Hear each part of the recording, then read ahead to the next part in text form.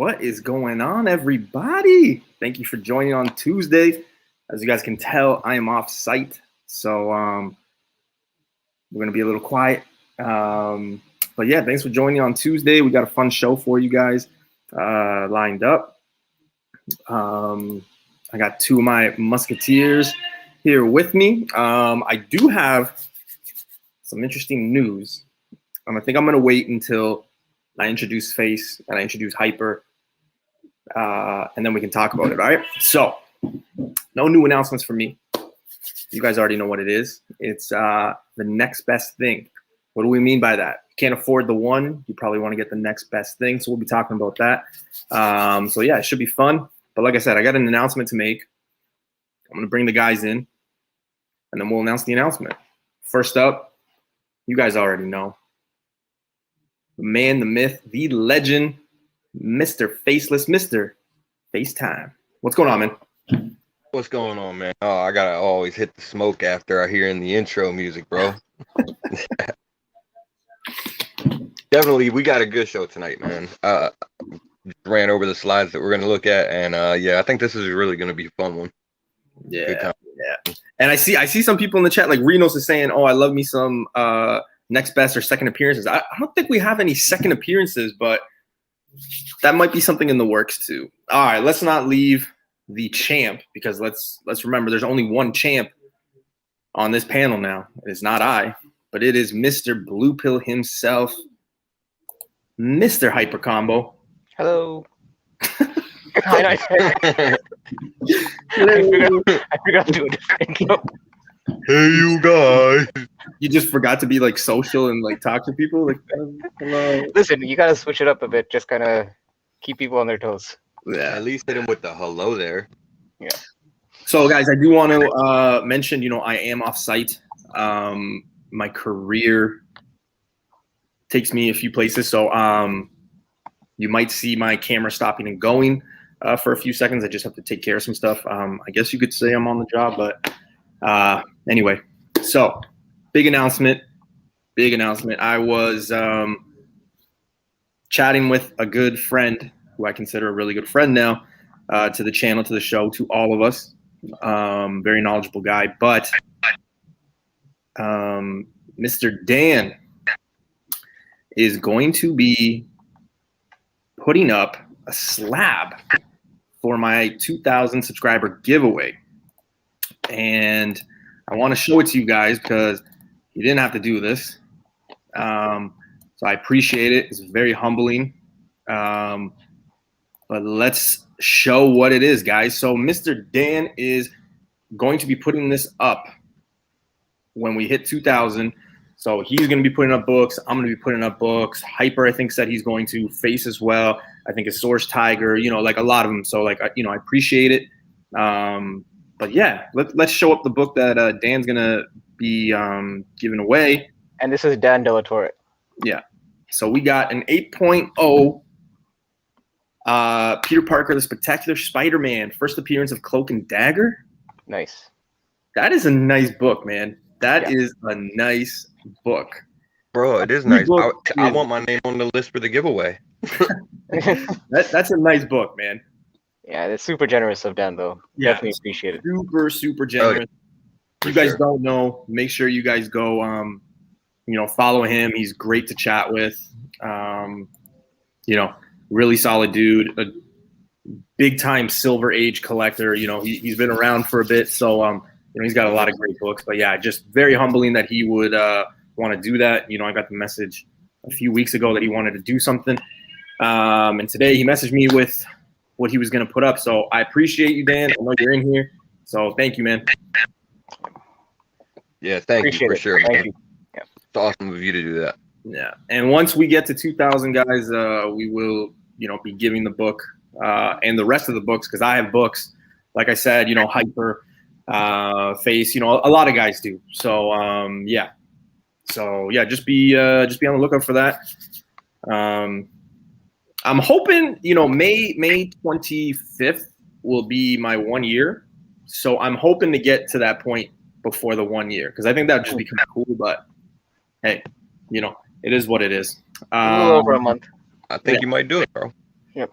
We'll see. We'll see. So, if it happens, it happens. If it doesn't, we're still going to be putting out content. I'm still going to be butchering new characters and adding them to the newbie verse. So it is what it is, man. It is what it is. So before we get started, as always, guys, we have a few friends we want to talk about. So we got Big B Comics. We got Big B Comics, 3 stores, one in Niagara, one in Barrie, one in Hamilton. You guys know I rep the one in Niagara. Make sure you guys go check out their eBay, their Instagram, everything like that. I know Hyper actually just started buying some stuff from the Hamilton store. So, they got a lot of stuff in Canadian too. Ain't nobody can go there now. You 2 motherfuckers cleaned them out. Next up, we got my boy Bleecker Street Comics, $10 a press, $5 a clean. Go check out the website. He's got about 2,000 to 3,000 books there. Man, he's pressing some bangers, as we say. So make sure you guys go check him out. Check the website.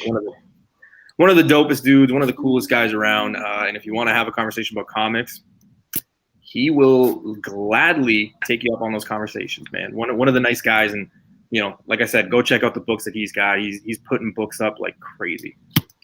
And next up, if you need a logo, if you need an intro song, whatever that case may be, make sure you guys go check out State Creative. Talk to my boy Derek and tell him Newbie sent you. And finally, Mutant Beaver Comics. Use code word Newbie10. Go buy. They ship to everywhere. So make sure you guys go check them out. They ship everywhere. Boom. Yep. All right. Just everywhere. That's all we're going with. Yeah, I couldn't think of any good ones today. So you pretty much named all the Swirler systems last time. I know, right? Yeah, right. And the Loch Ness Monster 2 weeks ago. So before we get started, let's check the chat out. So we got Lori Sampson. First time here. Heard you're good at comics. Yeah, well, that's subjective. Somebody lied. We'll see. Dan, what's going on? Like I said, Dan is offering that slab. So thanks, Dan. Dan the man. Comics, what's going on? Reno's Comics, Night of the Runner-Up. Lori's back. Captain. Miguel. Let's see here. We got Comic Dude. He's saying that he's got to get up early, so he's going to be checking the rewind. Hey, thank you, man. What Spider likes. Hey, everyone. Second best. This will be great. I've grabbed a couple ASM 113 lately. Third Venom appearance. Yeah, a lot of people. Yeah, man. Yeah. Venom's one of those tricky ones too, though. So we'll see. Moonlit. What's going on? First time I've ever been early. Yeah, that's what Hyper usually. Hey! Let's just continue with the guest, all right? We're still waiting for that one. Hey, Puff. What's going on, man? Andres, hey. I had a feeling you were gonna go there. One half of August Comics is in the house. Bricks, T-Bone, RP. There's a few of you. Uncanny, Love Box. Yeah, so we're gonna get it started. Nowhere. Zen, Comic T. What's going on, guys? Kuma, Billy Bourne. So we got a fun show. You didn't see Comic T's comment that you just casually glanced over? That's in below the belt, man. That's in below the belt. So, all right. You guys ready? Let's do it. For sure. All right. So, in our opinion, this is a conversation that sometimes happens, right? We take a look at a book, and we got to remember, some people might not necessarily know what the first appearance is or what the book is or whatever, right? So we are going to look at what the next best thing is, and you guys will see what we mean by that, okay? So here we go. First book up, we got Toxin.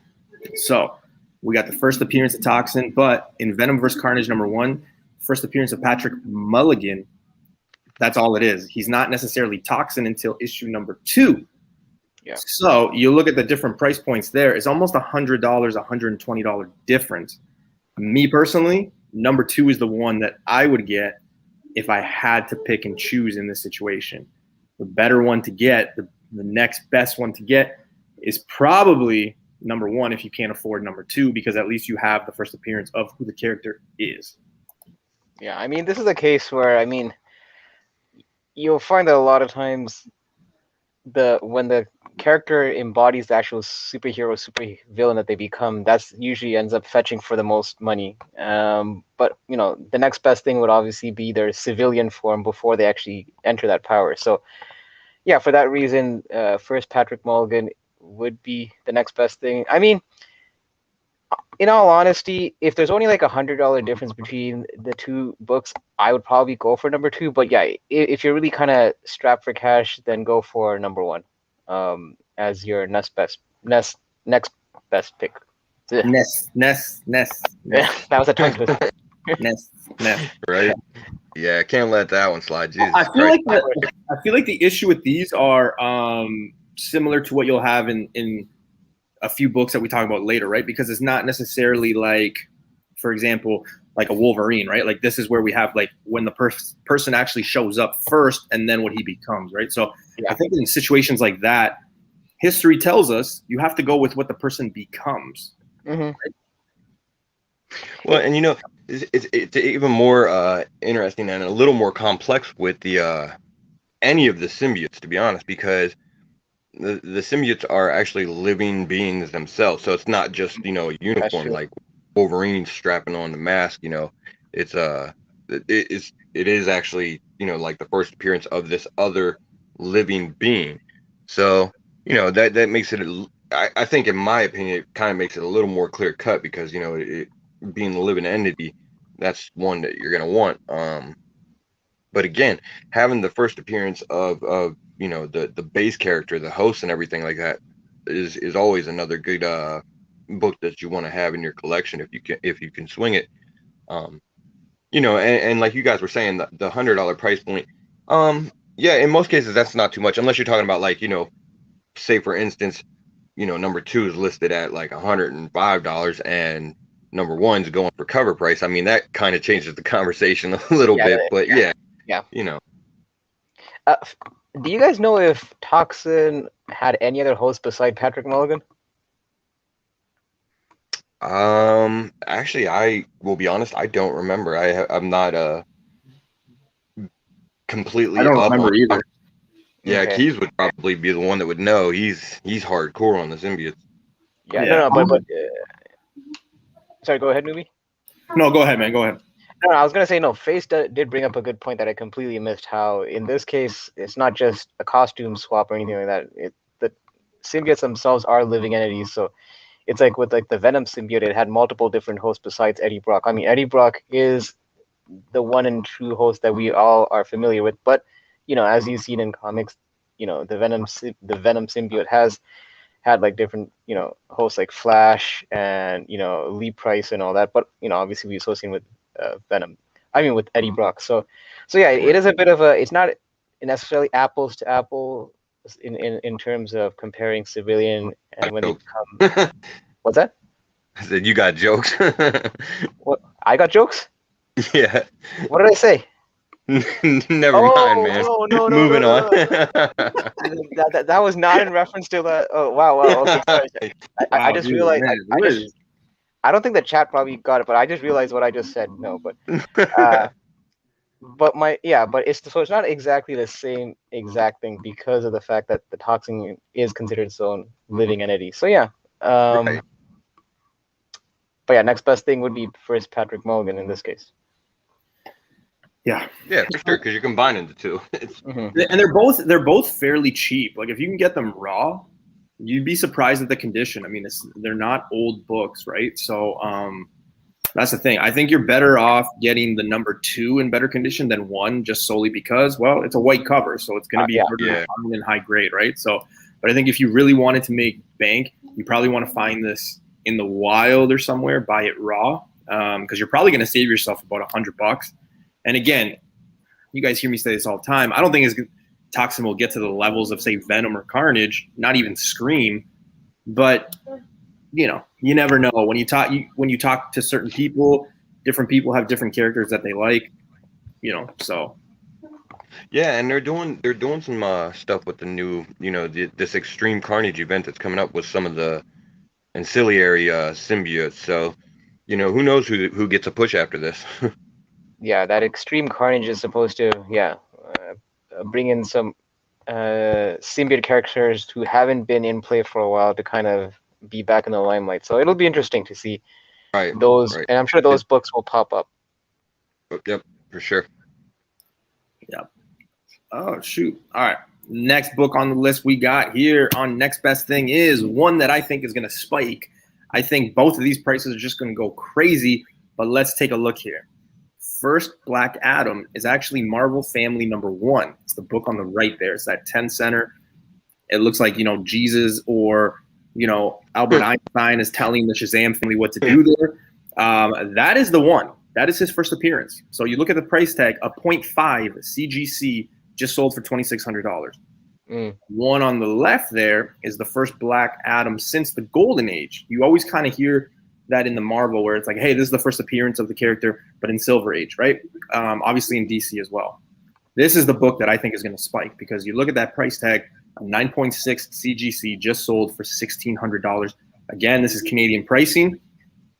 That's probably going to double or triple once the movie comes, once everything is set in stone, once we get them. Like, it's just the way things are. That is the perfect example of a cheap buy-in for something that's probably going to be major. This hobby is so weird and unpredictable sometimes. Like, you see this having a 9.6 value of 1,600, and then you're seeing modern books almost have the same value or even more at like a 9.8. So honestly, I even at 1,600, I still find that it's, like you said, it's heavily undervalued, especially considering that we know that we are getting a Black Adam film. It's no longer a rumor. It's pretty much confirmed at this point. So, and yeah, and they're filming. Yeah. Sorry? They're filming, so yeah. Yeah, exactly. Coming, for sure. Like they actually have casts and all that lined up. So they're going full steam ahead. So I'm kind of surprised, honestly, that I don't know if it's just a case of it's that whole DC curse or something where people maybe are afraid of DC properties in general. Maybe that's why it's at the value that it is.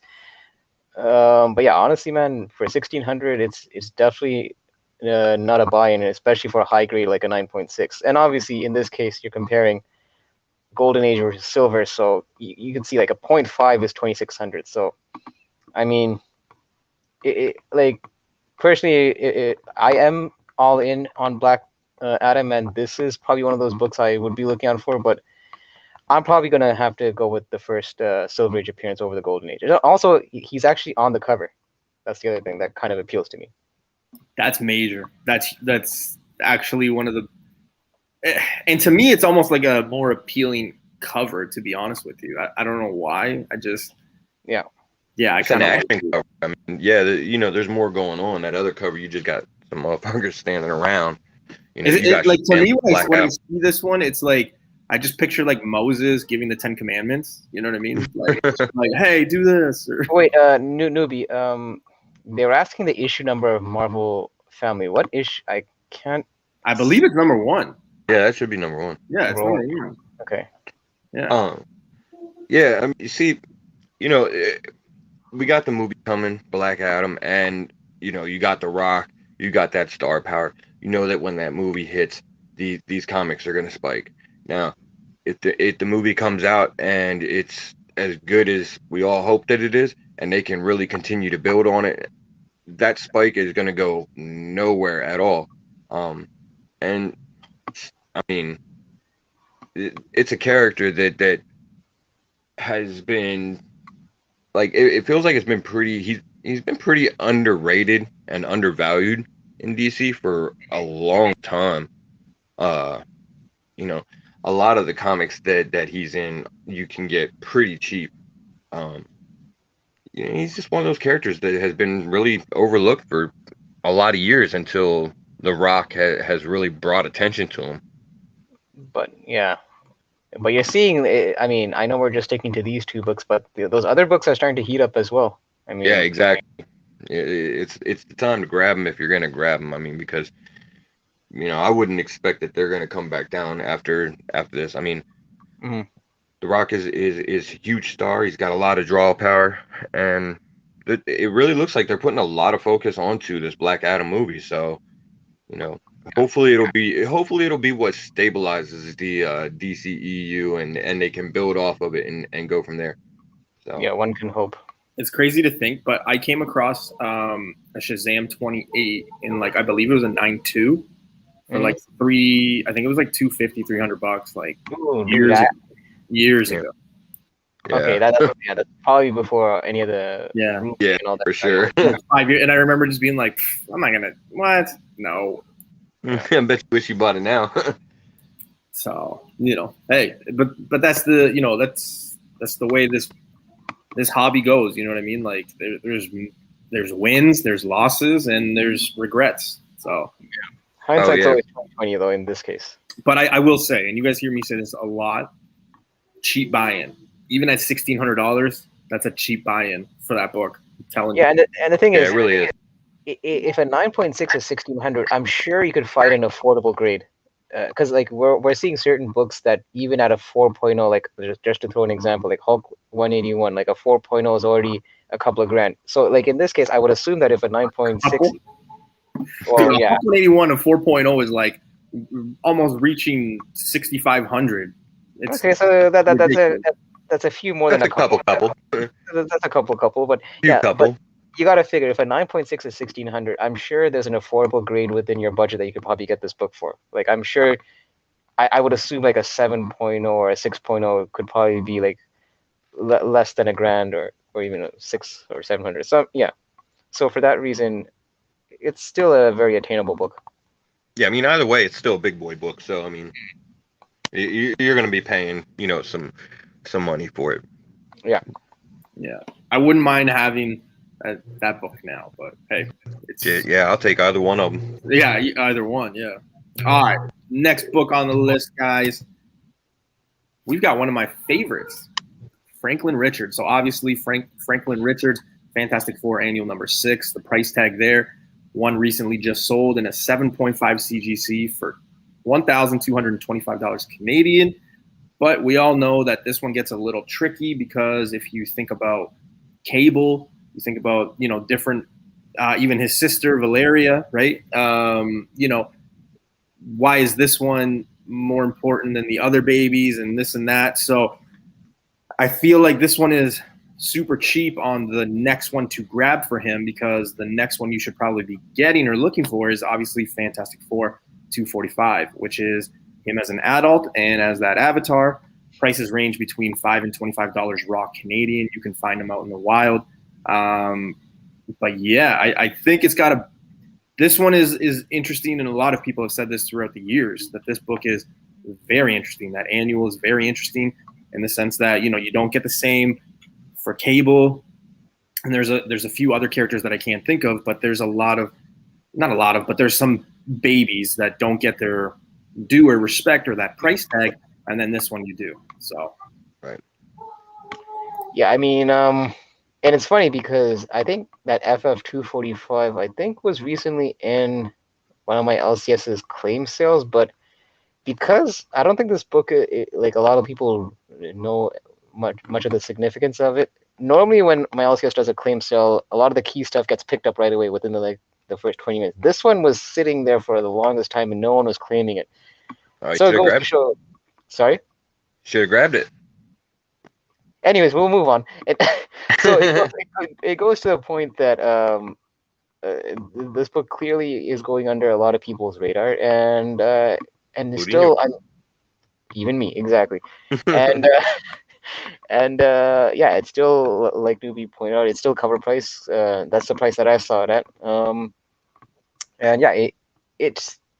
I mean, you can see compared to the other two books that we saw previously, the price difference between the number 1 and number 2 in these slides is hugely different. So it's almost like, yeah, for sure. I would almost consider this almost like a low risk buy for number 2. I will say, I own both. Mm-hmm. The Fantastic Four Annual number 6, I bought in a 5.5. I bought for $245 Canadian, and at the time I was like, ugh. And now if you go look, 5.5 is fetching almost $800 Canadian. Yeah. And one thing also to kind of point out is that that annual 6 also has the first appearance of Annihilus, so that kind of also adds to the value because That's he's double. another Yeah. he's another rumored villain that some people are specking on that might come to the MCU. So it also has that going for it. For sure, and hopefully we get Annihilus because he's one of my favorites. I can't wait to see him in live action if we do get it. And like you said, that is one of the bonuses in getting the annual. And of course, if you can get the annual, definitely swing it. Um, I think that one of the things about Franklin and why he's maintained his value on the baby issue as opposed to some other ones like Cable and everything like that is because you got to watch Franklin grow up through the comics. Like, there was some fucking shenanigans, with his origin and everything like that initially, but he's been around a long time since he was a baby and has grown up in the comics, and I think that's why he was able to maintain the value, whereas other issues like with Cable, weren't because of all the time travel bullshit and like, yeah, he showed up as a baby and then all of a sudden he's an adult and so it's like, really, who cares about the baby issue? Um, and I believe that's why this one's different. But yeah, that the 245 is a great pickup because it's a relatively cheap price. So Yeah. And you never know, and that's the key here, because if for whatever reason the community or the market or whatever or CGC, whatever the case may be, we don't know what it's going to look like 5-10 years down the road.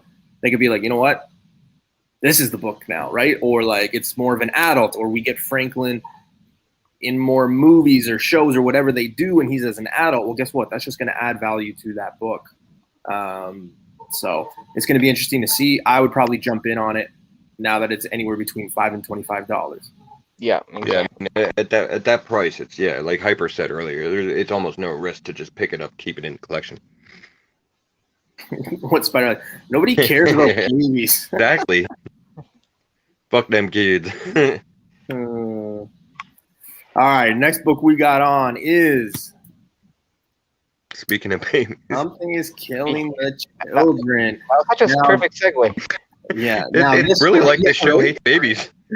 Now this one is interesting because we don't know what price points are on this one, but if you missed Something is Killing the Children #1, which is arguably like one of the craziest things in comics right now, you will know that you probably want to get the Origin that's coming out in April, because what makes money outside of the first appearance? Well, it's cameo, it's origin stories, it's things like that. So if you missed out on #1, you're probably going to want to get this one 100%. Myself included, I've got it, so I'm pretty happy. Well, I will be getting it when it comes out.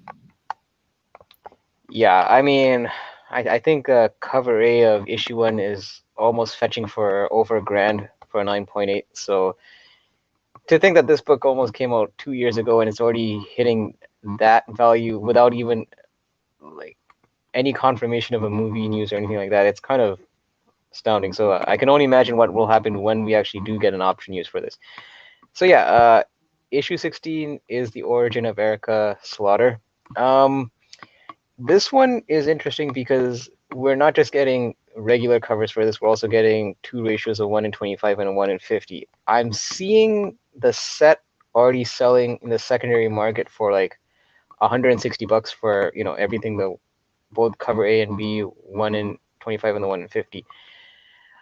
I actually am, I mean, obviously I haven't read the issue yet, but this is probably one of those things that I am actually jumping on, just so that I could get it before it starts spiking, because I do feel that once the story picks up again in the second volume, you're going to see another bump in the values all across the board, from the early issues and even for this beginning issue of the second volume. So when issue 1 came out, we were thinking, okay, 400 was its plateau, and then when it hit 600, okay, 600 is its plateau. So maybe it might not be a bad idea to grab issue 16 just so that you're already at the ground floor before that issue starts heating up. I'm not saying that it will hit that $1,000 mark, but it's one of those, I guess you could call it almost like a semi-formal kind of buy, because you've seen how previous Wait, which one? Are you talking about 1A? No, 16. I'm talking Oh, about the ratios for 16A. got Because you've seen how the previous, not just issue 1, but other issues of Something is Killing the Children have heated up. So it has a track record of catching fire. So that's why yeah. I would go in on 16 for sure. Yeah, I mean, you guys know how I feel about Something is Killing the Children. I went insanely hard on this series. I actually own every cover that has come out for it. And so I'm big on it, and it's been a fantastic series. 1A is definitely, getting up there in the price range, and with the origin of Eric becoming, that's going to be a big issue because everybody's anticipating it, and the pre-orders are probably already pretty astronomical for, an indie series of this type and everything. Um, the one drawback to the ratios and everything on this is that it is the last issue for now, at least, I guess, that they're allowing store exclusives on. So those store exclusives tend to make the number of ratios that get out into the market a little bit higher, but um, you know, it is what it is. It's still going to be big, and people are definitely going after it heavy. I've already secured a few copies. I've been telling you guys, to I jump on secured it. mine, man. I secured mine. I got the 1 in 50, Yeah, 1 in for 25. sure. So I'm glad you guys did, and definitely pick up what you can if you can find that almost any of these at reasonable prices, because everything Something is Killing the Children is just blowing up. And like you guys have said, there hasn't even been an announcement of anything yet. It's just that the series is that good in most people's eyes. Yeah, and you use the word reasonable. It's almost like Yeah, good luck. like you kind of have reasonable almost becomes a subjective term now with this series, just because I think we've had this discussion in our group chat where an issue 6 selling for $65 almost seems like a good deal. You know, it's we're getting to that point where you're getting not just issue 1 selling for hundreds of dollars, like the later issues as well, which is kind of Yeah, unheard of for most indie series, because most indie series it's usually that issue 1 that pops, and then the other issues kind of don't hit the same kind of stride. Yeah. But I think with this one too is it's not a matter of if, it's a matter of when this drops. I think Right. so. So yeah, pretty much. I mean, eh, it's hard to believe that at this point, with as much tension and everything that it's got, that somebody wouldn't pick it up. Yeah. So. all right. Well, moving on. Let's get off the killing babies and baby train that we just did in the last 2 books. But the next one up, we've got one of my personal favorites. So we've got Quasar. A lot of hype on Quasar, a lot of rumors on Quasar. It's a very undervalued book. A lot of people will tell you to grab Captain America 217. Why? Well, that's first Wendell Vaughn. Who's that? Well, he's Quasar. A price tag on a 9.6 is got it just recently sold at $496. However, it was a best offer. And then you have what I believe you should be going after, because again, it goes into that carnage, it goes into that toxin, it goes into what history dictates of what the character is, or what the character becomes. That's the money book. So for this one, yes, while Wendell Vaughn shows up as Marvel Man in Captain America 217, he doesn't become Quasar until Hulk 234. And look at that price tag, look at the difference. 9.6, $285. Yeah, it's and what's interesting about this is tomorrow's Guardians of the Galaxy reboot, not really a reboot, but the new team actually has the original Quasar in the lineup. So for that reason, this book starts to become a bit relevant, just because now we're seeing him in the current storylines with Marvel. Yeah, and we know that like cosmic characters are going to be something that we're going to be seeing a lot more, especially with future plans for Guardians of the Galaxy and other, and also talks of Noah coming in to the MCU. So naturally, Quasar would kind of fit into that discussion. Yeah, so in this case, it's almost like the similar discussion that we had with the toxin, but it's almost like the reversal where the first Wendell Vaughn is actually more expensive than the first Quasar. I don't know if it's because maybe there was multiple hosts of Quasar because we had Avril Kincaid after that, so I'm not sure if that's the reason why the first Wendell Vaughn is more expensive. But for whatever reason, yeah. So the next best thing would be Hulk 234. Yeah, for sure. These are both, awesome books. I have one of them. I'd love to have the other one in my collection, actually. So I have the Hulk 234. I want to pick up the Captain America 217 just because, I'm one of those people. I like to have both of them. So, but and Quasar, yeah, it's an interesting character because there is a lot of expectation that they're going to show up in the MCU.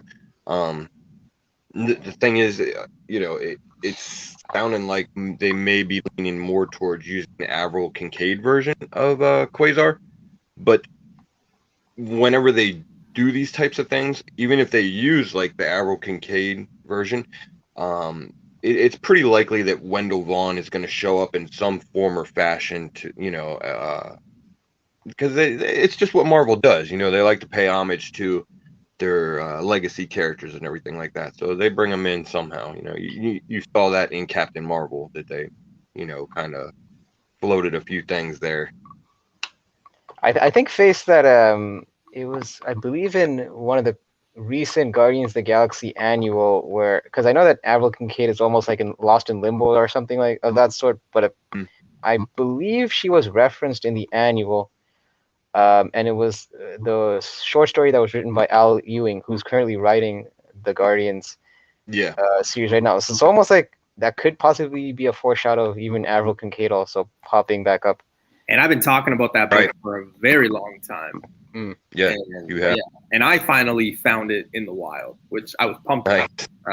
So yeah, if you guys don't know what the book is, it's literally a baby blue book that says Standoff.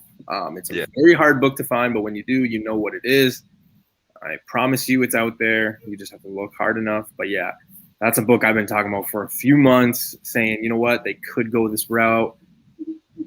Low buy-in, super low risk, but big reward. And you know what I actually picked up over the weekend? It's funny you should mention that. I picked up Captain America Sam Wilson #8, which is the first appearance of Avril Kincaid. Nice. Ooh. So it kind of goes hand in hand. Yeah, for sure. And it's something else. With Al Ewing, he's actually writing like pretty much everything fucking cosmic at Marvel right now. Like he's writing Sword, which is the mutant cosmic, Guardians of the Galaxy, and usually whenever they go that route in the comics, you can expect some kind of big event coming. So there's probably some kind of big cosmic event that's coming down the road that you're going to see all these people come into play. Right. Yeah, I believe cosmic is coming.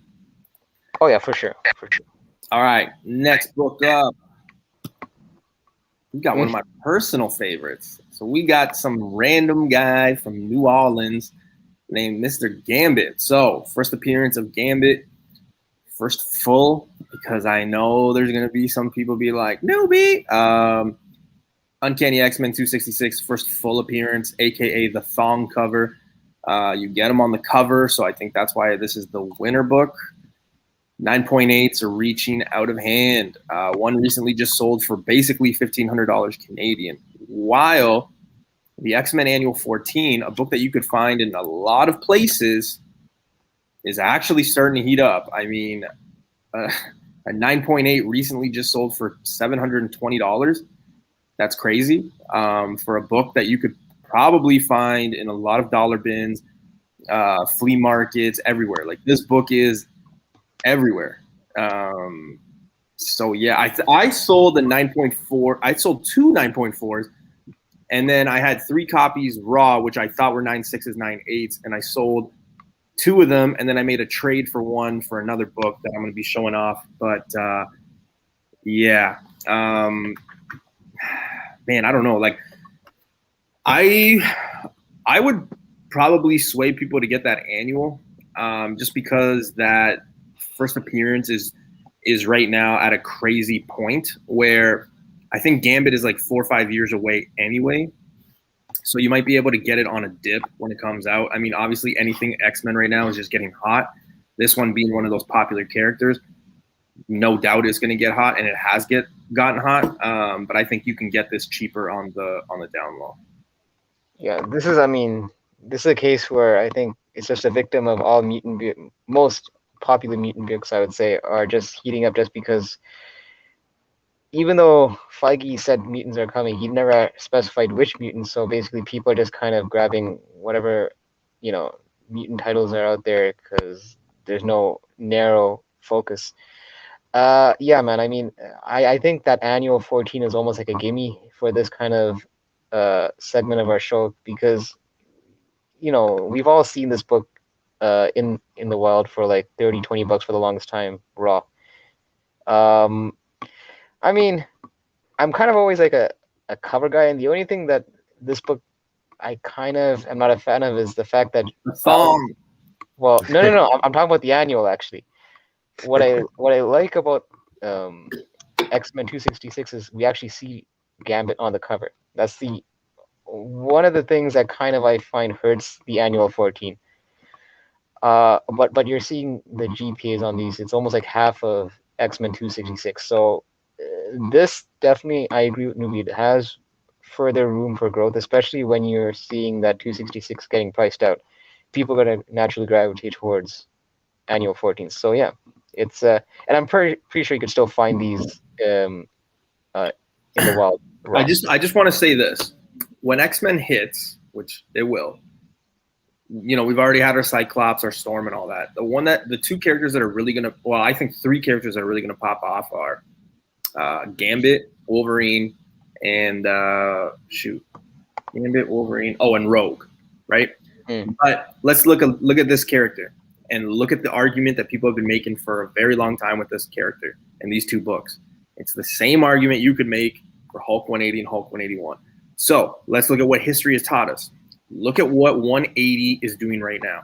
It is reaching like unreal. It's probably, and I mean, everybody can have their opinion. I'm just saying, eventually, the way it's going, that book is going to reach 2K.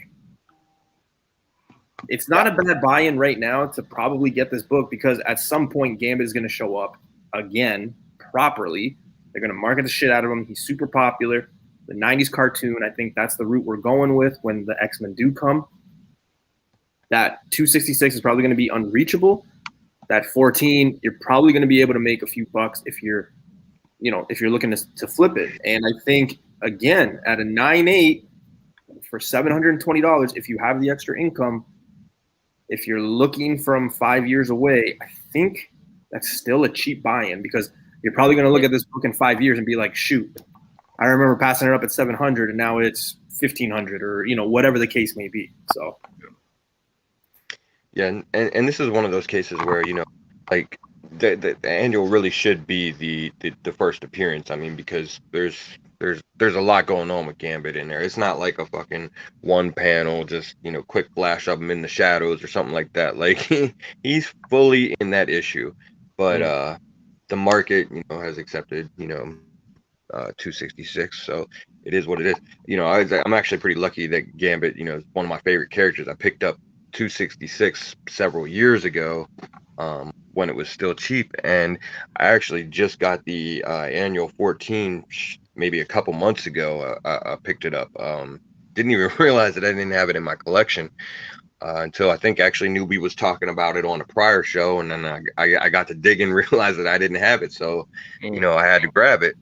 Again, it's great if you look at what Matthew's saying too. Like he's saying it's crazy what seemed like a high price just a year ago compared to today.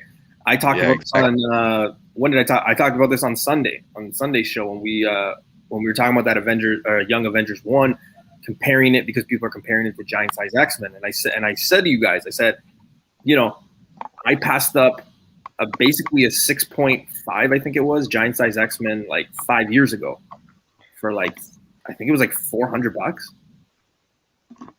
right? So like as much as like people say, hey man, like 4 or 5 years, this might hit, man, we've all said the life moves fast, blink of an eye, you're in, you're out, it's just one of those things that if you look at history, you look at what certain books are doing, it's going to happen with this character. It's going to happen with these books. So, hopefully though, I'm actually kind of hoping that they take it a little bit slow with him and don't introduce Gambit right away. They kind of give us like the original.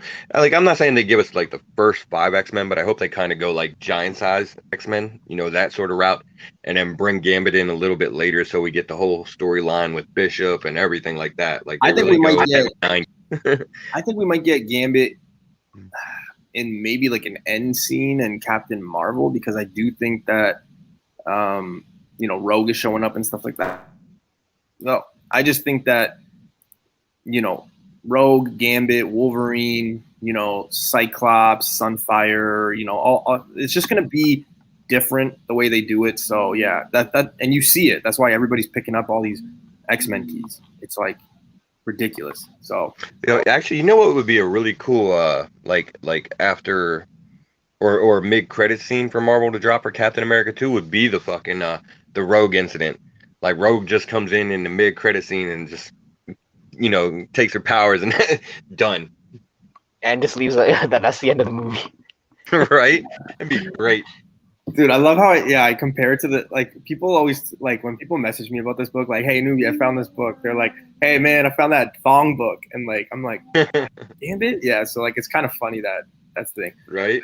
But, yeah, you guys have heard me say what I think. And, again, I don't work for Marvel. But, I think that Rogue is going to steal the powers in Captain America 2. It's going to be a villain, binary, things like that. So, we'll see. All right. Next book. So we got X-Men here. So we got X-Men 94, price tag CGC 9.0, 5,200 Canadian, and then we have a book that I own. So my vote is for this one anyway. But we got Giant Size X-Men #1, price tag at a 6.0, 5,600. So comparable in price, not comparable in grade. But you got one book that came out in 75, and I think the other one came out in I don't even remember when X-Men 94 came out. It came out after Giant Size because it's hold on. I mean, it's considered basically the second team appearance of the new X-Men almost. Here's the thing with this one. I prefer the Giant Size X-Men, and not just because I own it, but just because X-Men 94 to me is an ugly cover. And I always get confused with, like, when I would always see this book, even though I know it's not, I'm always like, hey, what's Kraven the Hunter doing on this cover? Because that guy, you know what I mean? Like, this guy right here, like, I always think Kraven the Hunter. Always. That's always what my mind goes to. And I just think it's not the greatest cover. But again, Giant Size X-Men is when Wolverine joins the X-Men. You got Storm, Colossus, Nightcrawler. The fact that Wolverine joins the X-Men, that's the biggie on that book, obviously. So, yeah, but we're getting to the point where X-Men 1 is just getting crazy out of hand. Giant Size X-Men is right there. So the next best book to get is X-Men 94, which I will honestly say, I disagree. I don't think I'm going to get that book. I don't want to pair it up just because I think the money book is Giant Size X-Men #1 anyway. Yeah, I mean, and it's also, like you said, it's a lot more of an iconic cover, Giant Size X-Men 1. It's been swiped several times, and you're just getting several first appearances of some key players in the X team. Not just Wolverine joining, but you're also getting Colossus, Storm, Nightcrawler, and I feel like I'm missing one more person. But yeah, those are all their first appearances, so it's almost like a double whammy. And I mean, X-Men 94 still is, to a lot of X-Men collectors, that's still considered a very sought-after book itself. Not as much as Giant Size X-Men 1, but either book would look fine in your collection if you're a mutant fan. But obviously, if budget is of a concern, then you'd obviously sway more towards 94. Miguel, I already said you were in, man. I gave you shout outs when you stopped in. No, I think it's pronunciation. I think is the key there, because I think I'm not sure. I could be off base. I think the last name is Graca. Miguel Graca. I hope that's right. I was gonna say, I'm like, wait, I could be wrong. But I think you said Garcia or something like that. Oh shoot, yeah, probably. I apologize, man. Apologize. Yeah, this. You're right, Hyper. It is more iconic. It's just funny because you get when you come to this book, you get it's almost like what happens with Gambit, what happens with Hulk, right? Like people who. Okay, I think I didn't say Michael. Whoa! I said Miguel. Wow. Oh, you called him Michelle. Damn. Did I? Now I have to watch this on the rewind after we're done. Yeah, I'm gonna have to too. You know what? No, in hindsight, I do remember him saying Michelle. I thought there might have been a Michelle in Shatter. Yeah, Michelle is here. Moonlight. Moonlit Comics. That's Michelle. So maybe that's. Yeah, I got you. Yeah, that's what I didn't thought. say Miguel though. Yeah. Hey Miguel, I apologize, man, if I did. So, but yeah, no. Getting back to this, you just basically run into the problem of like, hey, if you don't have the giant size X-Men and you have 94, obviously you're going to be biased and say, hey, 94 is the one. But let's be real, giant size X-Men is the one. It's just more iconic. So, and you got the fact that Wolverine joins the X-Men. So, I don't have to tell you what that means. Yeah, look at that cover on Giant Size X-Men. I mean, that alone says it right there. That cover, there's not a more perfect team cover. Maybe there's arguments for some of those JLA covers just to show the team, but Giant Size X-Men 1 does it pretty well. You got him, he's bursting out there. So I don't foresee anything changing in that. So yeah, and I think by the time it gets to 94 reaching its heyday, it's gonna be a while. Like I just think X-Men 1 and Giant Size X-Men 1, those are the two to have. But again, obviously the segment is what's the next best thing. I get it. We'll see. I just think it's crazy. I will say this. You guys know I've only had Giant Size X-Men for, 3-4 weeks? Yeah. And it's already gone up almost $3,700. Since I've owned mine, that's how much profit has been made. It's ridiculous, just the craziness that these books are reaching, man. It's crazy. I'm actually just curious about one thing though on that newbie. Have you stopped sleeping with it under your pillow yet? Yeah. But I will say this: I do lock my office, so I never did that before. But fuck yeah, I would too, bro. So yeah. All right, let's get on to the next book. This one is going to be really nice to talk about. So we got Carnage. We got Amazing Spider-Man 344, which is the first appearance of Cletus Cassidy. Price tag in a 9.8, sold in a best offer. It was selling for 500, but we don't know, right? Then next, oh wow, I messed up the number. I put 300. ASM 361 is the first appearance of Carnage. Obviously, one of the hottest books of the past year and a half, 2 years.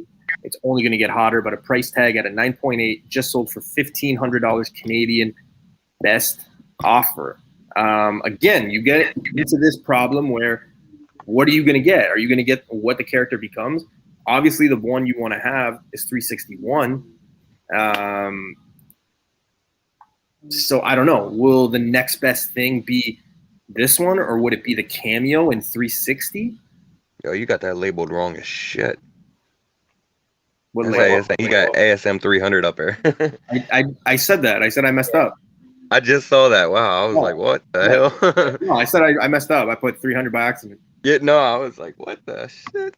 I'm looking at the comments and everything. Oh, well, in fairness, 300 and 316 both have a symbiote in them.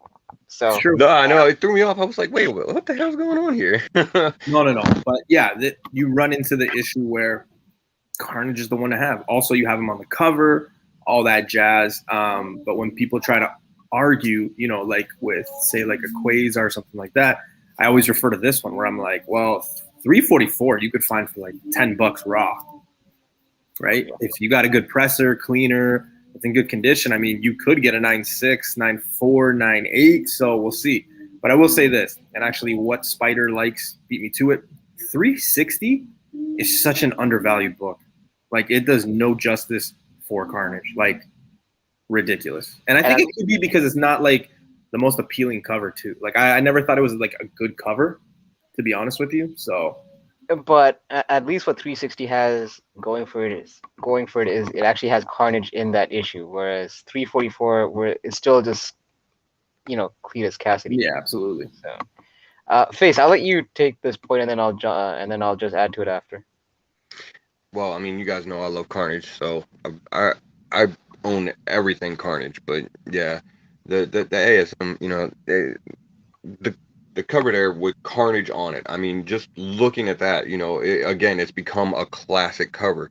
You've seen it homaged numerous times and everything like that. So, obviously that's the one that you really want to pick up if you can get it, but prices on it are skyrocketing, because we're gonna definitely see Carnage in, the Venom 2 movie, and it's played by Woody Harrelson, who a lot of people have seen Natural Born Killers. They know what Woody Harrelson's capable of in playing that type of a character, so we should get something good. And people are anticipating that, so obviously the prices are jumping accordingly.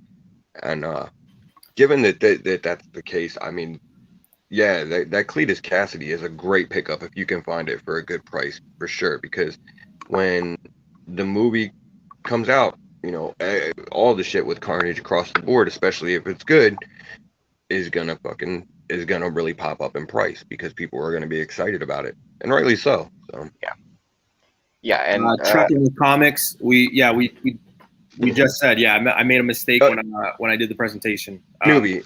Actually, the reason why I was mentioning it though is this. I'm trying. Are the prices for that you have on there? They're for the correct issue, right? Correct. That's what I was trying to clarify for that. The prices are still right, even though. That's definitely not 300's prices. Yeah, they're definitely not. A 9.8 300 is definitely not 1500. Yeah, you ain't getting it for that fucking. If you do, grab it. Yeah. Yeah, it's definitely. I mean, I got it. Face, we've talked about it because we both have the issue. I'm just waiting for the movie to come out so it goes up. But the people, because we're still gonna have people who miss out on 361 because it's priced out. They're gonna go after the 344 and 360. Yeah, those are the ones that you want to have, especially when I'd say 70% of people that I talk to, especially when it comes to Carnage. Everybody jumps to 344. Nobody ever gives 360 the respect. It's such an undervalued book, and a book that I found so many times in the wild. Like I found 3 last summer with keys, so it is out there. So just be on the lookout for. Again, it's not the nicest cover, and I think that's what hurts it. Yeah, I mean, it is kind of a shitty cover. I mean, but like you said, it's one that I pick up, constantly when I'm out there. I probably have like 5 or 6 copies of it now, so. Because it's so undervalued, and when that movie hits, there's going to be a little bit of money made there that I can take and reinvest back in my, one of my other grails that I want to get. So, and what's unique about this situation is just like the Toxin one, Carnage is a symbiote in and of itself. It's not, it's its own separate entity. Like we've seen the Carnage symbiote being a host to other individuals besides Cletus Cassidy. So for that reason, if Woody Harrelson pulls off, a phenomenal job in the Venom movie, which I think he will, that Cletus Cassidy 344 could probably stand to have a greater room for growth. I'm not saying that 316 won't, but I'm just saying that in terms of value, like percentage-wise, in terms of jumping up in value, 344 could be that book just because, if the character Cletus Cassidy kind of catches on with people prior to him actually being Carnage, that book, can catch some heat. I ended up picking up both books, both of them raw. I think the 344, I picked it up in one of those $20 bin books. I picked it up for like $15 because typically between the two, 316 is the one that you'll find in your wall, like the comic shop wall book. 344 is one of those books that you'll find in those short boxes where they're pricing at like $15, $20. You know what I mean? Yeah, exactly. So yeah, it's I think even though the Venom movie is less than a year away, you still have time to grab that book because I think there will be an initial pop at least when the character does appear on screen. think if you can get the Trinity in this 344, 360, and 361 in high grade, I think you'll be surprised at what you can probably sell that for, especially if people think that it's a success. Yeah, and you know what? I'm just going to add to that. The storyline of 361, and I think it was, what is it, 362? You know that other trilogy where it has the three faces of the symbiotes? Yes. That was like 362, right? Or Yeah. Yeah. 363? Yep. Yeah. Yeah. I think, I forget which issue it is exactly, but yeah, it's one of those. yeah, I think those. That's another good one to have. Another great cover. Yeah. Those two accompanying issues that make up the storyline of the Carnage storyline in ASM 361. I think that set also will not be a bad one, especially because those two other issues are also fairly cheap as well for the time being. Moonlit, yeah. I would add it too. I think, I think you might be able to find something, especially if you're flipping it. But again, you know, all those Carnage fans, especially if it's a success, which I think the movie will be, I think people are going to be chasing and running after that 344 and 360. I think they're just undervalued, and you find them so cheap that it's worth it.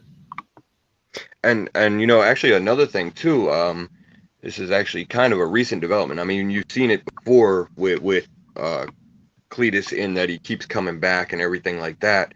But recent issues, you know, I'm going to put a spoiler out there kind of, but I'll leave it vague. Recent issues in Marvel have kind of made it clear that, you know, if you're a major host to a symbiote, death doesn't necessarily really have to be a thing for you. That's true. That's true. Yeah, they're bringing him back. So even if Woody, you know, or Cletus gets killed in the movies or anything, there's avenues to bring his ass back. So. Okay, yeah, and thanks for the correction. Yeah, so 363 is actually the three face. I believe 362 is the one where they're lunging at Spider-Man. Yeah. Yeah. So both of those are great covers to have. So yeah, because they make up the entire storyline of the Carnage storyline. Yep. All right, guys. Well, next book. You knew it was coming. You knew I was going to follow Carnage with this one. So we got that Amazing Spider-Man 299, first Venom. Price tag at a 9.6 is $410 Canadian. And then we have Amazing Spider-Man 300, first full appearance. One of the most iconic covers of all time. One of the most swiped covers of all time. And one of the most popular characters in probably the last 5 to 8 years. But we got Venom, price tag CGC 9.4, just sold for $12.45. I know that because I was there when this book sold for that. I bought the motherfucker. No, I didn't buy mine for that. But yeah, usually if you can't get the first app, I mean, there's a lot of controversy with this book, with this character, just solely because, you know, it runs into that Gambit issue. It runs into that Wolverine issue, right? I know tons of people that have 298, 299, and then they have, I think it's Web of Spider-Man 18.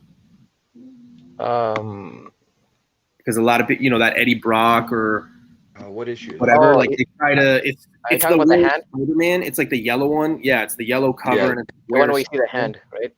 Yeah. So I know a lot of people that, you know, one, they couldn't afford 300, so they grabbed all the other ones and sit there and tell me, hey, you know what? Like one day, you know, it might get corrected, but the issue here is that 300 cover is so iconic.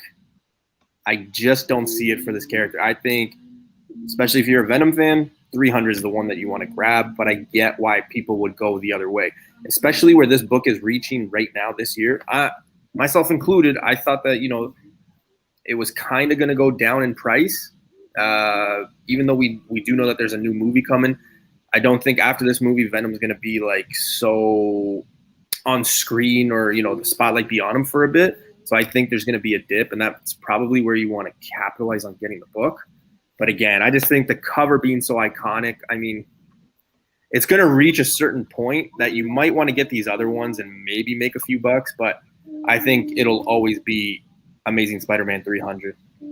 Yeah, I mean, we always have this discussion how sometimes we think that certain books over a few generations or something, there might be a changing of the guard in terms of maybe the market might kind of pick one first appearance over the other. I think in this case, like you said, because 300 has been swiped so many times. I almost want to wonder if there was a Guinness record or something for most swipe covers. I'm wondering if this would probably be on the top of the list. But Almost definitely. yeah. So I mean, Before you go, but sorry, I didn't. I Yeah. was waiting for you to like have like a little like pause. But what Spider likes is actually right. You know, Todd himself said 299 is the first appearance. So, but here's the thing though. We've seen Marvel and its creators go out and basically contradict what the market's saying. Like I've seen it also in Powers of X, that issue where they said that Hulk 180 is the first movie. Like the thing is, at a certain point, even the publishers could kind of put their stance on what is considered the first appearance, but sometimes the market's so deep in certain issues, it's almost like I don't want to say there's no turning back, but it's going to take a while before people kind of view their opinion towards another issue as the first appearance. And I think the fact that this cover keeps getting swiped time and time again and people keep paying respect to it, it's not going to help the matter in terms of putting 299 as the first appearance, unfortunately. does 299 on the label say first appearance of Venom?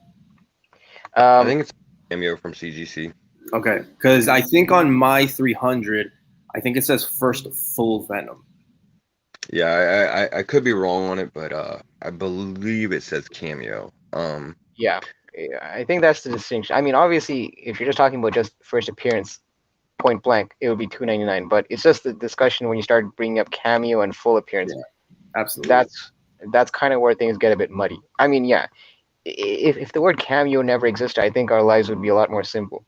I think if they would just come out and say what a cameo is, what a first app is, and what a first full app is, right? Instead of having people like on YouTube or people in the community just say, no, this is what it is. Like, don't you know? Like, I think we need that in this community. Unfortunately, I think we need the definitions of things because it would just solve a lot more issues.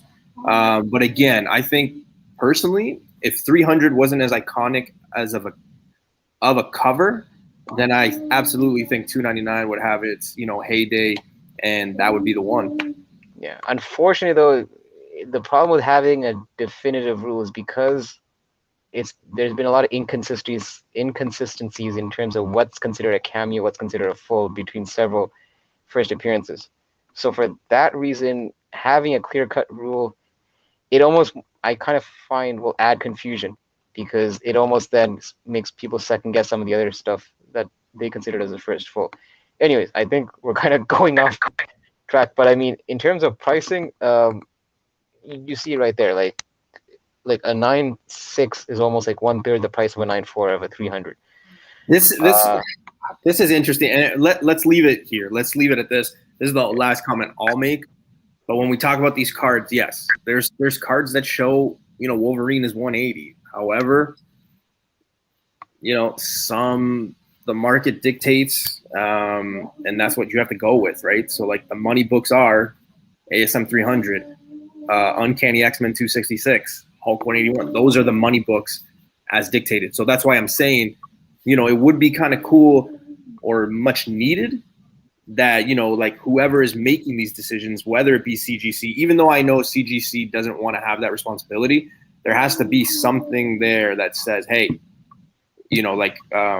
we voted and like this is the book. Again, it's got to be one of those like non-biased parties though, because like we can't have people like I can't be on there because like I have Hulk 181, so like my vote would obviously be Hulk 181, right? You kind of just have to have a non-biased panel, but I think we do need that because when you look at some of the books that we've talked about, cameo, first full, and all that, like it does get confusing, and especially when you talk to different collectors in different age groups as well, right? Like the definition of certain things and the first appearances are different. So yeah, well, the thing with this one is like if we had those definitions, it would be great. But people are always going to be on one side or the other. It doesn't matter. Even if CGC came out and said it, Marvel comes out and says it. It really doesn't matter because the thing is, it doesn't matter what Marvel says. It doesn't matter what Newbie says. It doesn't matter what FaceTime says or Hyper Combo Comics says. It doesn't matter what Todd McFarlane says. It matters what Ben says. Ben has full authority in dictating what is, going to be considered what in this Who's deal. Ben? Benjamin Franklin, on the $100 bill, the money. Oh, That's what okay. dictates. I'm like, does he work for CBC? Like, who's this Ben? Yeah, the I was money thinking the dictates same thing. it, I was and, like, Ben. I Ben. forgot you fucking Canadians don't know Yeah. about Benjamin, but yeah, I mean the market's dictated that it's 300, and it's probably not going to change anytime ever, because of that cover. Obviously, it's the one that people want. There's been so many fucking homages of it that it's very clear that people like it. So yeah, it is what it is, and Uncle Ben. yep, not Yeah, changing. that's why Uncle Ben got popped early, because he was about to enlighten. He was about to enlighten us with what's the first appearance or not. Bobby, look, I don't want to get too deep into it, but like we talked about the Gambit book. I mean, the X-Men. Yeah, it's crazy. He's there. He talks. He is talked to. He says his name. He's on multiple panels, a whole page, and it's still a cameo. So yeah, it's just one of those things. This is why it's inconsistent. So that's why even if you come out and give a clear-cut definition, you're gonna have that definition contradict certain. Yeah, it's not that we're agreeing or disagreeing. It's just when you go down that rabbit hole. I mean, I would love for somebody to say, hey, Hulk 180, X-Men Annual 14, like those are the first apps, or just have somebody explain and define what an actual cameo is, right? I think it would help. But again, I mean, that's the beauty of the market, the community, right? So. And here's the thing. Yeah, and it's not even disagreeing, because I mean, yeah, in this case, obviously, it's one of those things where, like, I feel like ASM 299 really should be the first appearance, but my opinion doesn't fucking matter at all. Yeah. Because you got to remember money too, says, a lot of money these says books 300. is cover, right? Like 300 and 181. Yeah, exactly. So and here's the thing though, you got to keep in mind when Marvel, like you pointed out, when those trading cards come out, or even when those publications like those Marvel handbooks come out, you'll notice that Marvel doesn't usually, I could be wrong, but they usually don't typically mess around with the word cameo or full. It's almost like they don't want to even get into that discussion, so they kind of stay off of that and just call it first appearance. So people won't call them out and say cameo or full. I mean, it's a first appearance. It's up to you guys to figure out if it's a cameo or full. Yeah. All right, let's switch gears here. Next book up, because we got 5 more after this. Sticking with Venom. So we got first Black Suit Spidey in Secret Wars #8, a book that's like spiking. 9.6 just recently sold for 435 Canadian. And then you have the first Black Suit in ASM. Price tag CGC 9.6, $1,100. Personally, Newbie. Actually, I just thought of something real quick. I want to throw out here, because we were talking about it earlier. Being that the symbiotes are living entities themselves, not costumes or whatever. So I guess if you really think about it, $299 and $300 really aren't anything, because you already saw Venom back here. yeah, That's just Venom. It's just Venom and Eddie getting together. So Yeah, I think this one, like, here's where I stop the argument though, because this one is tricky, right? Because I'm always under the impression, or I always have been, that it's Secret Wars #8. But I get why 252 is one that people want, because it's in the ASM run. Please don't talk to me about Marvel Team Up 141. Like, you're missing another book also. Spectacular Spider-Man 90. Yeah, that one. Yeah. It's like a 3-way. I'm not missing it. I just didn't finish. It's crazy. So Spider-Man has been running around all the time saying he hates symbiote stuff. Fucking, I hate symbiote stuff too, just for this reason, man.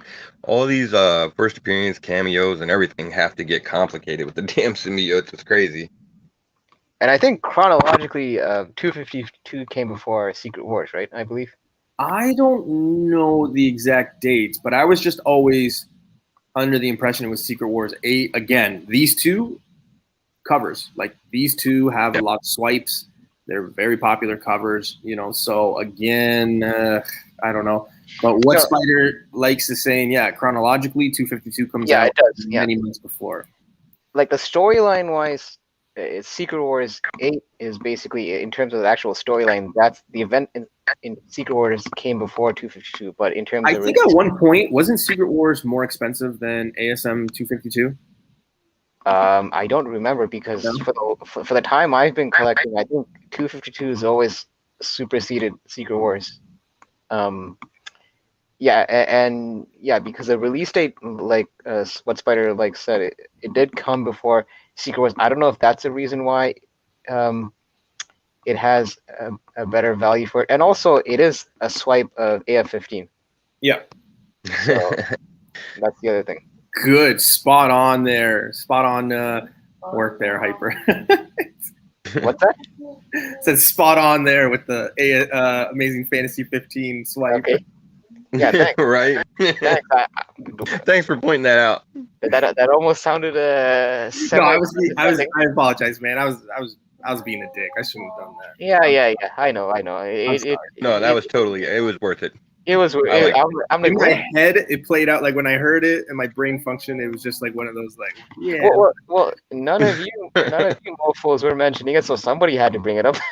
Fucking thank you, Captain Obvious. Yeah. And before we switch gears to the next book, Michelle says thoughts on Web of Spider-Man 1. I think personally, Web of Spider-Man is a dope cover. I like the cover. I've always liked the book. I think it's one of those that never gets respect.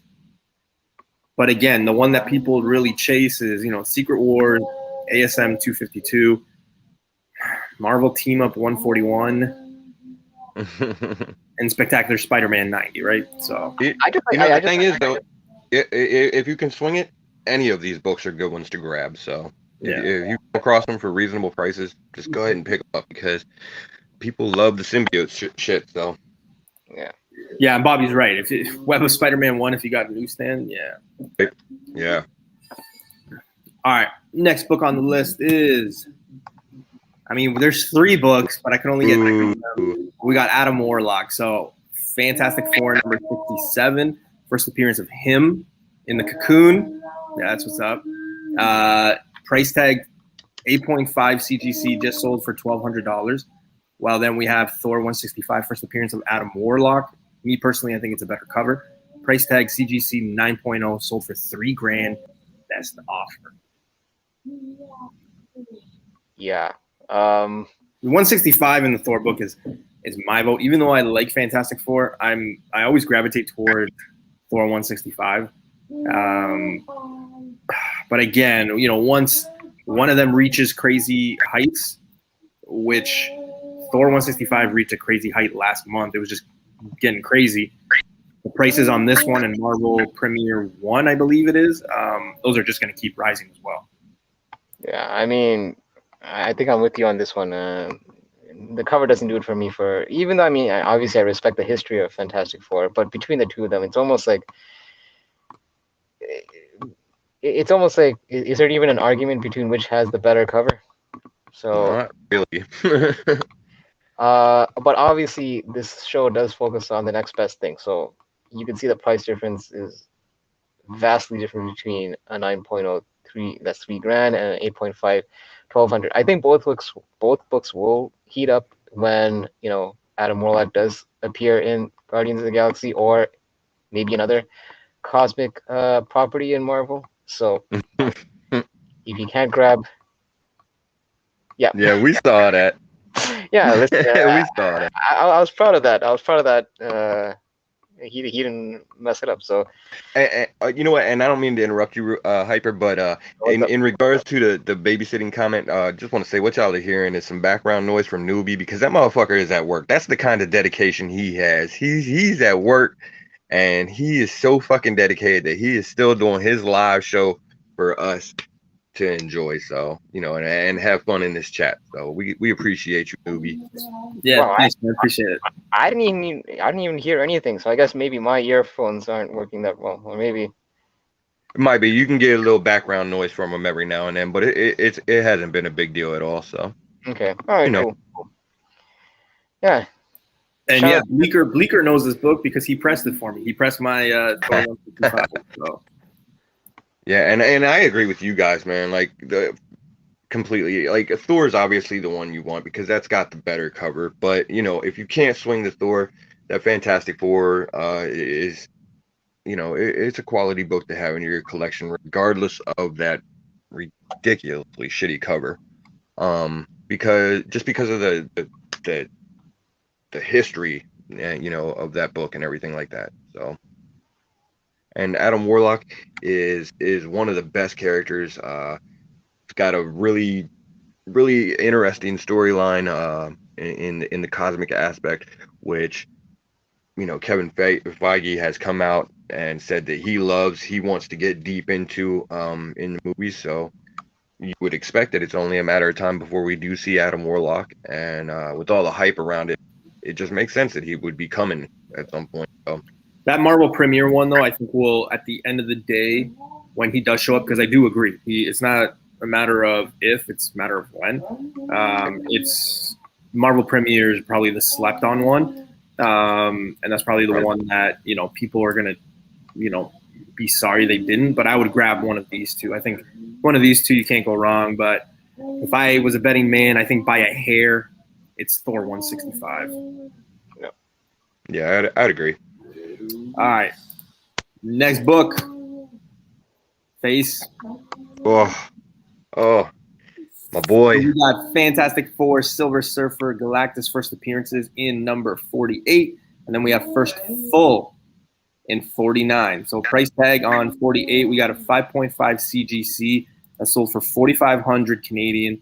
And then we go to issue number 49, CGC 5.0, that sold for $2,000. Obviously, 48 doesn't just have Galactus, which I think is why 48 is the one people try to go for because of the fact Silver Surfer's in it, right? That is probably the money book. However, 49 has seen jumps like crazy. This one isn't like Hulk 180 and Hulk 181. Like as soon as 48 was going, 49 was going right behind it. Now we're getting Hulk 180 go up, so it's a little different. But yeah, for this, I mean, me personally, I hate the cover of 48. I don't know why. It's just never been an appealing cover, It's but I because would love to have it in my PC. it's because almost like the Watcher's doing like a tribute to Marilyn Monroe. Yeah, something like okay. This one I always think of Elvis. Like you know how X-Men '94 I think of Craven. This one I look at it, I'm like I just look at Elvis like something like it's just always I don't know. Was that Elvis or Rick Ross? I don't know, one or the other, man. One or the other. So yeah, but in this one, right? 49. I mean, if it's gone up. So like best case if you can't afford 48, obviously you're gonna go 49. I just think 48 is just gonna be one that's super priced out solely because Silver Surfer is so. I think he will be super popular. Like if not already, I think he's just gonna be something that a lot of people really like, and it's just gonna make that book crazy. Yeah, it's almost like at this point, you can't have a discussion of one without the other. It's almost like these two books are kind of joined at the hip, I find. And like you, I personally prefer 49 in terms of cover, just because you have Galactus right there. But obviously 48 actually has the first appearance of Silver Surfer and a cameo of Galactus. And this is a case, man, where both will. It's almost like I feel both will kind of have like the same value of growth, like percentage of growth. I feel when FF hits. I don't think it's like a case where one will outshine the other. I think it's just going to be a case where they'll both almost be at the same incline, I guess you could say. So if it comes down to budget, obviously go with the 49. Ideally, it's almost like maybe settle for a lower grade so you can get both if you can. But if you had to choose between two and you're kind of strapped for cash, 49. Man, Newbie's breaking out all my favorites today. But like uh, To be honest, I would give my fucking kidney for either one of these books Wow. in high grade. Well, my kidney comes cheap. It's probably a lot of damage to it, some younger years and shit like that. But whatever. Yeah. Yeah, 48 with the first full appearance of Silver Surfer is always going to command more money because Silver Surfer being the hero that he ultimately becomes, he has more visibility and everything like that. Like his presence will probably be seen more in the MCU and the movies than Galactus's will because, Galactus is a villain. Eventually they're going to beat him and then that's going to be it, at least for a while until they bring him back. Whereas Silver Surfer, they can kind of keep around and use for here and there for this, that, or the other thing. And that's why heroes always win out over villains as far as the spec game goes. I mean, it's hard for villains to get into that upper echelon of, blue chip books. But both of these are there. And they're great books to have in your collection either way. If you find either one of them for a reasonable price, shit, if you don't want it, pick it up and sell it to me. Don't even sell it. Just trade it for his kidney. I mean, apparently that's all you need. Yeah, I mean, if you want it, but like, I don't know, it's probably not worth it to be honest. I'm probably getting the better end of that trade for sure. Yeah, and remember, guys, Silver Surfer was Stan Lee's favorite character or creation, so That's true. he's got that going for it. Too. All right, But next. clearly it wasn't one of Fox's favorite creations. Yeah. So got me started. All right, next book on the list, Submariner or Namor, depending on what you want to call him. For me, it's always just been Submariner. So we got Fantastic Four number 4. That's a tongue twister always, but that is the first Silver Age appearance of Submariner because I do know a lot of people think that Submariner number 1 is actually the first appearance. It is not. So Fantastic Four number 4 is the first Silver Age appearance of him. Price tag of a 0.5 sold for $1,500. While a Submariner number 1 for solo series, the price tag is CGC 9.6 sold for $5,500. That Fantastic Four book is probably going to be out of reach soon, especially when he drops. It's already getting to that point because look at the buy-in for a 0.5. A 0.5 and a 2.0, it's just ridiculous. So I can see why a lot of people go after that Submariner number 1. But again, I don't think I would be paying $55, almost $6,000 on a Submariner number 1. I just don't. The Fantastic Four, obviously, I think it's a better cover, to be honest. But yeah, for me, it's that one. But I can see why people go to the next best thing in Submariner number 1. Face, you want to take this one? Because I think you might be more of a Submariner fan than I am. I mean, I don't know about that. Is anybody really a Submariner? No organs. Like, there's probably not a whole lot of people that are like, I love Namor. I'm sure there's some out there, but he's, I don't. So there's no organs. I don't think he's anybody's favorite character. He makes the list of cool characters though for sure. Man, again, this is another case of like, I would be happy to take either one of these books. You really can't go wrong with either one because Fantastic Four number 4, you do have that it is the actual first Silver Age appearance of him showing up, and then the Submariner number 1 is a pretty iconic cover. His first solo series. They both fetch pretty hefty price tag at this point, and I really expect him to show up in Marvel, the MCU, pretty soon. To be honest, yeah, I just hope it's not in a Speedo. Like I really hope it's not just him in a Speedo. I don't think they're gonna go that route, but who knows? Submariner gets no love, man. No, Namor doesn't.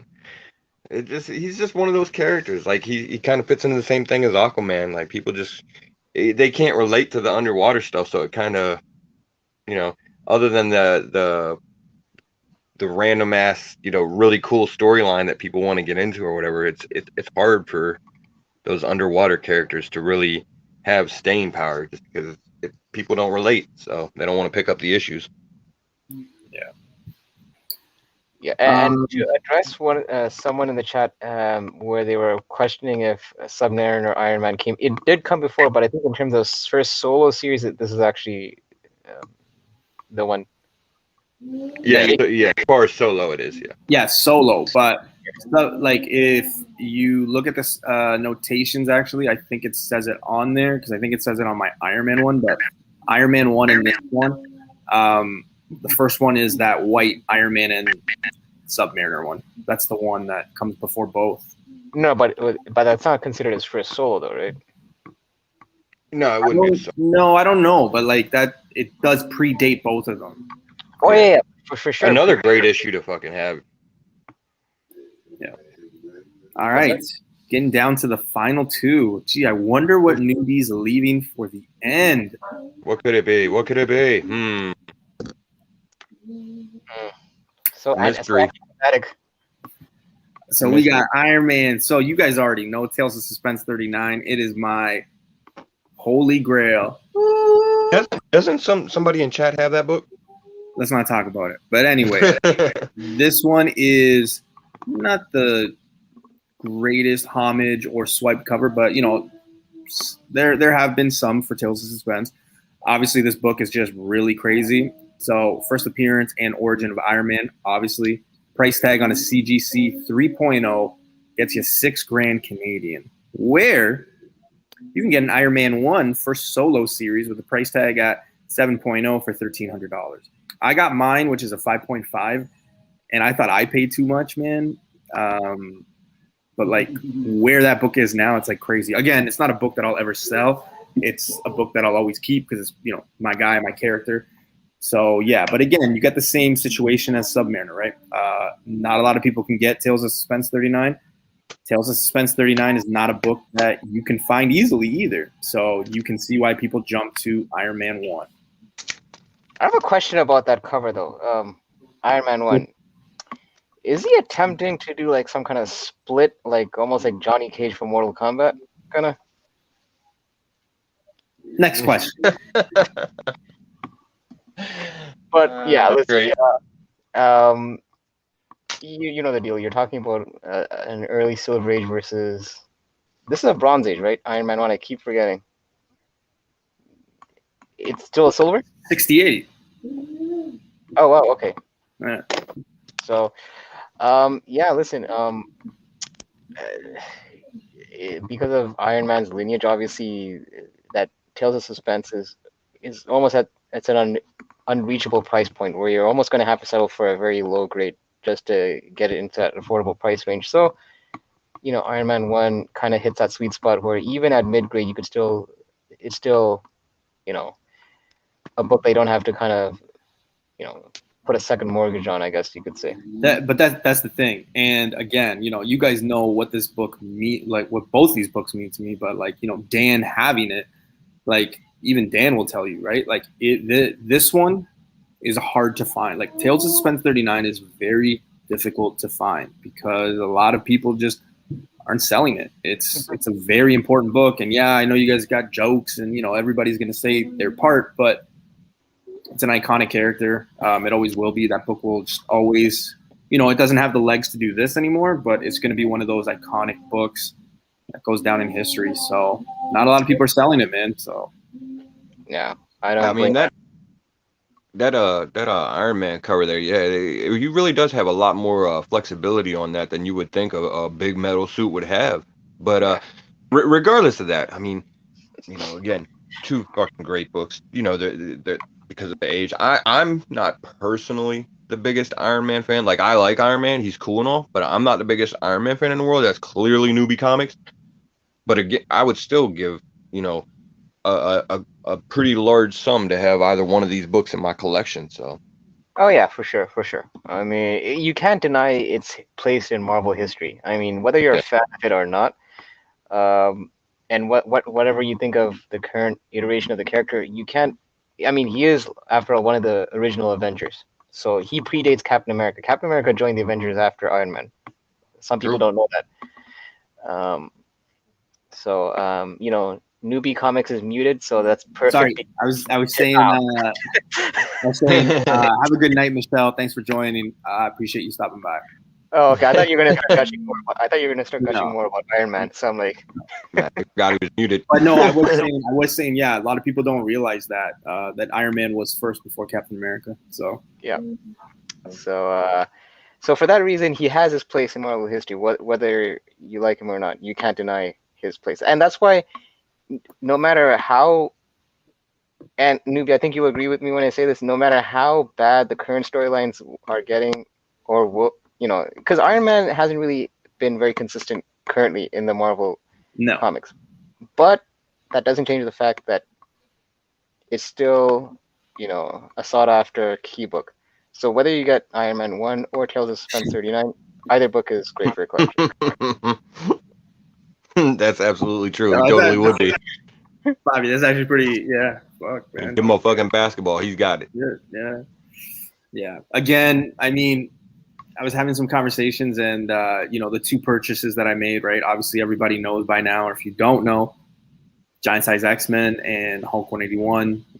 And then I started thinking to myself, I'm like, yeah, I'm gonna wait for these to like just blow up, and then I'm gonna buy Tales of Suspense 39. And then I started looking at the price tags, and I'm like, shoot, I could have had Tales of Suspense 39. So, but yeah. that Tales of Suspense is actually that's for me, that's a dope cover, and it does get homage quite a bit actually. It does actually. Yeah, I like that cover, to be honest. I mean, a lot of people don't, but I think it's pretty cool. Yeah. No, I've definitely seen a cover swiped many times. Yeah, for sure. Well, final book of the night, guys. You guys ready? You guys ready to see it? Any guesses on what the book is? I got to guess. You already showed it to us, so I kind of. Right. Yeah. God. I mean, I could pretend like showing you guys the presentation stuff. All right. Final book. You knew it was coming. You knew this was coming. So, guys, do I even have to say? All right. So on the left here, we got Hulk 180, first cameo. Please don't argue with me. It is not me making these. Trust me. If I was in charge of making the notations on these things, I would not be doing my show where I am. I'd probably be in like Hawaii or something. But anyway, first cameo, price tag at a 6.5 is rising. 6.5 CGC, $2,400 Canadian. A Hulk 181, first appearance, first full app. Basically the better cover, plus he's on the cover. Price tag 8.5 CGC, 15,400 Canadian. That's a nice chunk of money. Man, I mean, I got 181, but I wouldn't mind picking up 180. It's already climbing. I remember when 180, a 6.0 was like $600-700, and that was like a few months ago, like before Christmas. Yeah, I'm not one to ever give up any of my organs like Face would for a book, but this probably might be a close exception. You should consider it, bro. FOMO. You don't need all your kidneys. Yeah, but I'll save it for a rainy day. Maybe for an AF-15. But just like ASM 300, this is another heavily swiped book 181, and you're saying that you saw a 180 6.0 for 600. I saw a Hulk 181 8.5 selling for 6,500 last year. No, 180. Yeah, but I'm just saying, like, I saw the 181 selling for the same grade 8.5 that you have right there. I saw it being sold for 6,500. Again, I wouldn't have bought it, but that's the thing. I wouldn't have bought it at that price point. I would be like, you're out of your mind. But now, like, in retrospect, I'm like, damn, I could have, like, that's more than double your money. Yeah, it's amazing what a difference this last year has made in comics and the prices. And that's the thing. I mean, with this hobby, there's a lot of hindsight being 2020 because you don't have a crystal ball knowing what these values are going. And I think the circumstances that we're kind of living in kind of skyrocketed a lot of these books' prices because for the longest time, this book has almost been on a kind of like a gradual increase. We haven't seen it like shoot up the way it has like this year, and there's not really much news to back it up either. It's not like we're seeing. I mean, aside from Feige saying mutants are coming, there's no concrete evidence yet that Wolverine is actually going to appear in the MCU, at least in the near future. Right. So it's kind of a weird phenomena where we're seeing this and other books kind of heat up. And yeah, man, I mean, before when you would have thought like a mid-grade 181 is affordable, now it's almost like you're getting to a point where you kind of have to settle for like something of a lower grade or next best thing 180. You know what the next best thing would be, especially if you can't afford either of these? It would probably be Wolverine 1. Yeah. Which is rising. That one's rising. Like the 3 the 4-issue Frank Miller one. Yeah, that one, right? I think that one's got more legs than the other one, the black cover where he's like on those bodies. Yeah. That's the one both, you probably get. And if that, but again, that one's reaching almost 1,598 Canadian. Yeah. It probably, here's a sleeper that it's kind of gaining a lot of traction. And some people are probably like, yeah, I know. But then there's a lot of people that are like, oh, shoot, I forgot about that book. Marvel Comics presents 72. Origin of Wolverine. Yeah, that's spiking too. But I mean, I think it's going to be just like a waterfall effect. It's going to be 181, and if you can't get 181, it's going to be 180. And after that, it's like that mini series, and also the first ongoing where you have Wolverine as Patch in issue 1. Yeah. And then, if you really want to go further down the rabbit hole, you even have like Hulk 340, which has that, cool Todd McFarlane cover. So, you could continue going on in terms of finding other next best thing in terms of the character Wolverine. But in terms of the tippity top, obviously it's 181, and then it's 180. And yeah, 180 still has a lot of potential for growth. The fact that a 6.5 is 2,400, it's pricey for sure. But I mean, we also thought that $6,000 for an 8.5 181 was pricey. So, what's pricey now might be considered a bargain in 5 years from now. For sure. I mean, you saw what the last year did, and like you said, that's the beautiful part about Wolverine is there's so many different issues out there that you can get for him that are keys and just quality issues to have in your collection. So luckily, you don't necessarily have to focus on these with these insanely huge price tags. And but Bobby, he's been completely right in his points. With Venom, if you look on the back of the trading card, I actually own the Marvel Encyclopedia. You look on in it, and it does say 299 is the first appearance. He's correct on this when you look on the trading cards, and in the encyclopedia it says 180 the first appearance. But like we were saying, huh? It doesn't say cameo or full, right? No, it says first appearance. Exactly. But like we were saying earlier, unfortunately, even Marvel's opinion doesn't matter. It seems it all comes down to that dollar bill, and people like that 181 and that cover. So I guess CGC and all of them have rolled with it, and that's the notations that you're going to get. And I don't really foresee it changing, just because it would probably be too much of a mess in the market. And for that reason, I don't think they will change it. But honestly, it's one of those things like, who really cares? If you want 180, if that's your book, get that motherfucker anyway. And don't worry about what the hell GC says. And also, 180 has the first appearance of the next best thing to Wolverine, Wendigo. That's not his first appearance. Really? I don't think so.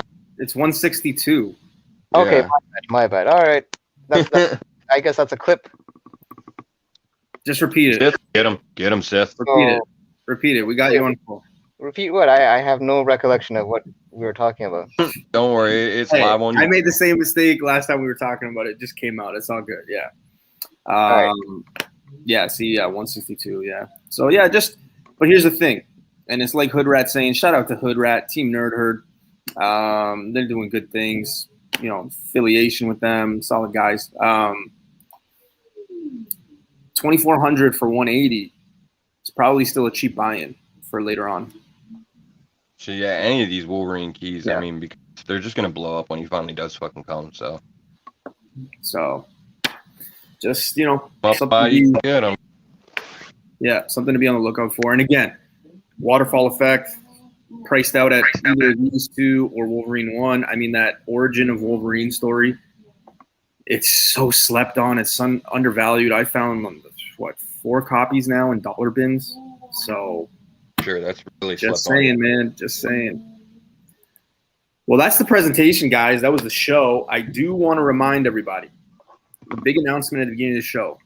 Dan, good friend of the show, good friend of all of ours. We're gonna have him on the show. He messaged me and told me that he is offering to put up a book for my 2,000 subscriber giveaway. So he is going to be giving out a CGC 8.0 first Cloak and Dagger. A lot of spec on it. Super humbled. So make sure you guys are, telling the mailman, milkman, your gas station attendant, hey, Newbie Comics, boom, sup. Because we got a lot of books to give out. So when we get there, we will definitely have some fun with it. I know I've got some books. Hyper Face, they got some books. I think Azor's Tiger is going to be joining us. I'm talking to a few other people who I think want to jump in on it. We're going to have a good show when we get 2,000. We got to get there first, right, people? Hyper, not to put you on the spot, man. What do you got coming up on your YouTube channel? What's coming up in Hyper World?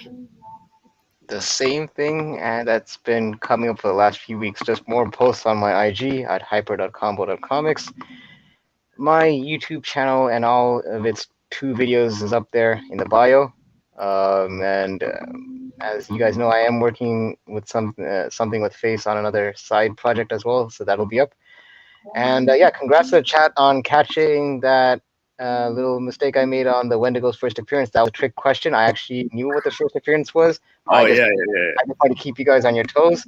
So congrats, you guys kind of passed the test. So proud of you guys. That's a hell of a way to cover that one up. So Newbie's going to go ahead and ask me what I got going on, so let's just go ahead and roll with it. I'm going to go ahead and put the pressure out there and make it a little bit more significant for us. And I'm going to say we're going to try and get this show rolling the beginning of May. So we're looking at hopefully the first week of May. I think it's May 3rd to premiere the show with me, Hyper, and Keys. Keys, yeah. Yep. Yeah, actually, Keys and Hyper, I'm hoping to have them both on for the first show, but they're going to be they're rotating co-hosts with me. So May, there you go. There you have it. Yeah, put the pressure out there. Whew. Yep. And guys, I will have a video out probably tomorrow at some point, if not Thursday for sure. And then you guys already know we're back at it Sunday, 9:30 p.m. Eastern. Next Tuesday, we're getting close. We're getting close to naming a champ, but we got bracket number 3 of Grail versus Grail. And then we can get into some quarterfinals. Stay tuned for that. That show is always fun. As always, want to thank everybody for tuning in. Newbie. I forgot to mention there's one more thing because you just mentioned champ. Bro. I forgot my what? You said champ, so then it just triggered something. I forgot. Oh, what? Go ahead. Yeah, so I forgot to mention, not this Friday, but the next Friday, I'll be on Tony Sanders' YouTube comic wrestling channel where I'll be defending my title for the second time. For the people that came out and supported me last week, thank you. And for those that are curious, hit me up. Tune in, hit me up on IG, and I'll give you the link to the YouTube channel. And I'll probably give more details, I guess, this coming weekend when we're less than a week away from that. So yeah, for sure. And one other thing, Newbie has invoked his rematch clause, so he is perfectly willing to accept any AOKs on books over 20 grand. yeah, that's exactly it. Yeah, my birthday's coming up, so yeah, maybe. Right. But yeah, guys, so that's our show. Thanks again. Like I said, we'll be back on Sunday, 9:30. Good luck to everybody tomorrow. New comic book day. Hope everybody is able to get what they want. So yeah, we'll be back at it, and that's our show, guys. Later. Peace. Peace.